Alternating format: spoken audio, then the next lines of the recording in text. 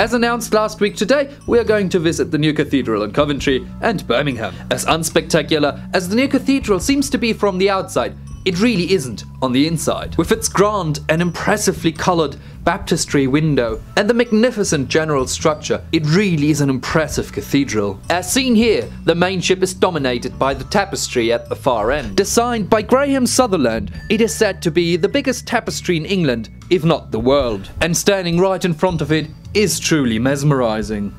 So the next day we went to Birmingham, and we were promptly greeted by the very prominent red brick buildings that can be found all over the city. Our first stop then was the Anglican Cathedral of Birmingham. It is well renowned for the quite magnificent windows done by Edward Burne-Jones. We then were lucky enough to have them explained to us in quite some detail by one of the priests. Having finished our visit to the church, we took the Birmingham time travel service and went back 100 years, when the army was looking for recruits for the battlefields in Europe. Actually, it was Poppy Day, and the army was just around to help the Legion selling their poppies. Also, they used the opportunity and gave a display of their music.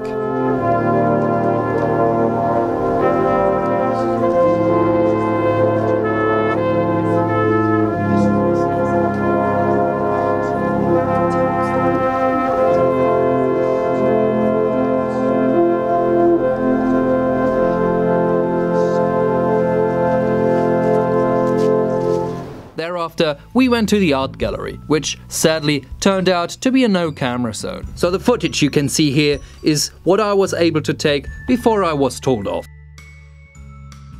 We then continued to walk around the quite scenic historic city centre of Birmingham. And of course, we made a stop at the War Memorial, which I have to say is quite small for a city of that size. Another building we had a close look at was the nearby library with its fancy facade.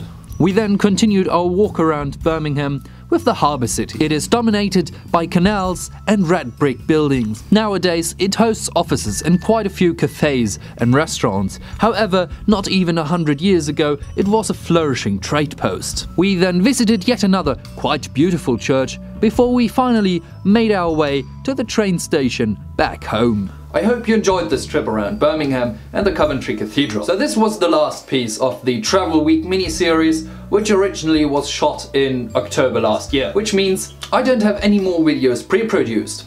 However, luckily I finished all my essays and handed them in on Wednesday, and now I'm free to travel again. So actually, the next week I won't be at home, I won't be at uni, but I will be traveling around England and Wales a bit, which means there probably won't be a video next week. However, don't despair. Once I finished my traveling, there should be quite a few quite awesome videos. Stay safe and see you soon. So I've just finished editing this video and I've noticed how horribly shaky my hands are when taking my camera around churches and other places. So I actually brought this when I went home over Christmas. It is a glide cam, so I hope the upcoming videos will be a lot smoother. It might take me a while to get the hang of it, but in the end, the outcome should be a lot better. So that's definitely something you can look forward to.